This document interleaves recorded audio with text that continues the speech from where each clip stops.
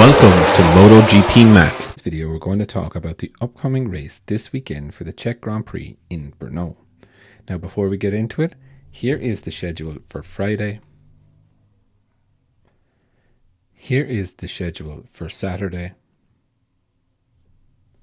And here is the schedule for Sunday. So as we know, it's been a long time since we have been in Brno, and we've never raced in this new era of MotoGP around there properly, so it's going to be a very, very interesting weekend. It's going to be one of the times where everyone's kind of starting at zero, to be fair. Yes, people will know the track, but they will not know the track on these competitive machines compared to the last time they rode it, so it's definitely going to be interesting. Hard to look outside the top four this weekend, to be fair. Mark should just do his thing, most likely win the sprint, to be fair, but Alex and Pecco could be interesting between the two of those. Fabio Di Giannantonio won't be far away also, I would think, as well as Marco Bezzecchi. Franco Morbidelli won't be riding this weekend due to the crash in the Sachsenring. How will Honda get on there? So like the likes of Zarco, it will be interesting. Honda's kind of hot and cold at the moment.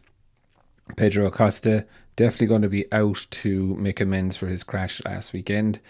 Fermin Aldegar definitely kind of needs to kind of come up a small bit. Yes, he's doing well, don't get me wrong, but the results haven't been there for him in the past couple of races. Let's be honest. Fabio Quartararo, well, the track is going to be resurfaced, or has been resurfaced, so there is going to be good grip there, so he should be able to have a good weekend compared to last weekend. There won't be any Maverick Vinales. Brad Binder does really need a good weekend, solid weekend, let's be fair. Raul Fernandez will be interesting to see how he does. Raul has now overtaken Ayagora in the standings by 2 points.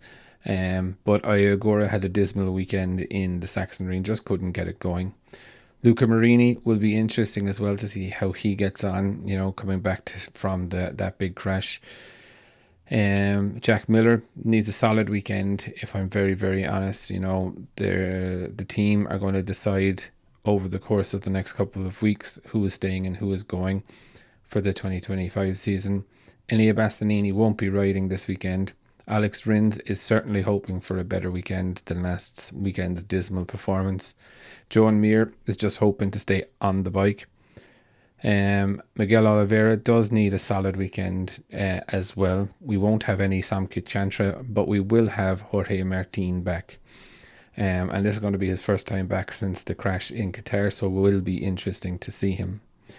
I also believe that Pol Espargaro will be deputizing this weekend either.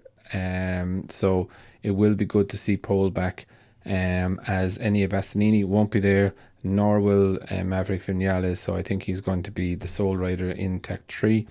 But all in all, I am looking forward to it. It is good that when you go to a race or see a race that we haven't been to in a while, how the bikes are going to adapt to it, how the riders are going to adapt to it. A lot of people will say the results probably won't change too much, but again, it's interesting to see the MotoGP bikes on a different track to normal. But I would definitely love to know your thoughts. Who's going to be your fastest man on Friday? Definitely leave your thoughts in the comments below, and I'll be back again tomorrow with another video.